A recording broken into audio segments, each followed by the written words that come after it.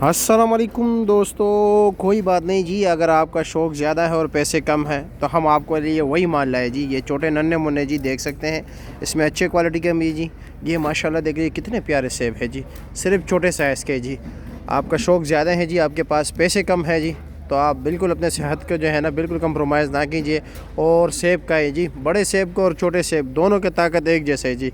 अच्छा भाई, क्या रेट है इसका, ये इस पार्टी का? ये 1800 रुपये का है। वज़न होगा 16 किलो, 17 किलो है जी। हाँ, और ये क्या रेट है? ये 1900 रुपये का है जी। साथ वाला ये 2100 रुपये का। गोल्डन क्या रेट है? 1600 रुपये का। और इसमें ये क्या रेट है गोल्डन, ये बड़े वाला 4 दाना? 2150 रुपये का जी। अच्छा जी। और ये 3100 और 3000। इसका वज़न 14 किलो है ना?